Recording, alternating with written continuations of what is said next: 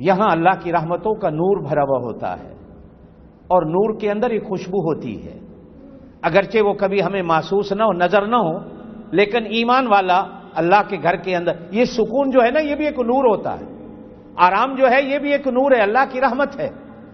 اور نور اور سکون جو اللہ کے گھر میں ملتا ہے، چاہے وہ کچا ہے اللہ کا گھر، چاہے پکا ہے، چاہے فرش مٹی کا ہے یا ریت کا ہے، یہ میری زندگی کا تو تجربہ ہے، ہو سکتا ہے آپ لوگوں کو تجربہ ہو نہ ہو، لیکن میں دعوے سے کہتا ہوں کہ سکون گھر میں نہ ملے، بادشاہوں کے محلات میں نہیں ملتا، وہ سکون انسان کو اللہ کے گھر میں آ کر ملتا، نہ دنیا سے، نہ دولت سے، نہ گھر آباد کرنے سے دل کو تسلی ہوتی ہے، خدا کا گھر آباد کرنے سے ہماری تسلی، ہمارا سکون اللہ نے یہاں رکھا ہے۔ تو سیدنا فاروق اعظم رضی اللہ تعالی نے فرمایا، اور دوسری چیز، اللہ کے گھروں میں بدبو نہیں ہوتی، اللہ کے گھروں میں بدبو والے کو آنا ہی نہیں چاہیے، اس لیے کہ اللہ کے گھر میں فرشتے بھی ہوتے ہیں، اور وہ نور والے ہیں، وہ خوشبو والے ہیں، وہ بدبو سے بھاگ جاتے ہیں۔ اور جب اللہ کا گھر اللہ کے نور والے فرشتوں سے خالی ہو جائے تو عبادت کا مزہ نہیں ہوتا۔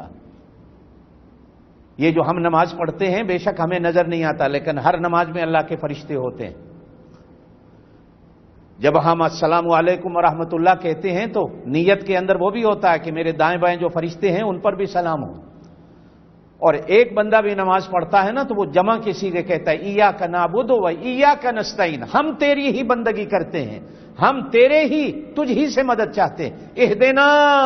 ہمیں سیدھے راستے پر چلا، یہ جمع کے صیغے ہیں۔ اسے کہنا تو یہ چاہیے تھا، اللہ میں تیری ہی بندگی کرتا ہوں، تجھ ہی سے مدد چاہتا ہوں، مجھے سیدھے راستے پہ چلا، لیکن نہیں، اکیلا بھی کہتا ہے ایاک نعبد و ایاک نستعین، جو جماعت میں کھڑا ہے وہ بھی کہتا ہے ایاک نعبد و ایاک نستعین۔ کبھی اسی پر غور کر لو تو معلوم ہوتا ہے کہ میری نماز میں کوئی اور بھی میرے ساتھ ہیں، اس لیے مجھے کہا گیا جمع کا صیغہ بول۔ تو جہاں بدبو ہوتی ہے وہاں اللہ کے فرشتے نہیں آتے، اسی لیے کہا گیا مسجد میں مٹی کے تیل کے دیے نہیں جلایا کرو، بدبو پھیلتی ہے، فرشتے بھاگ جاتے ہیں۔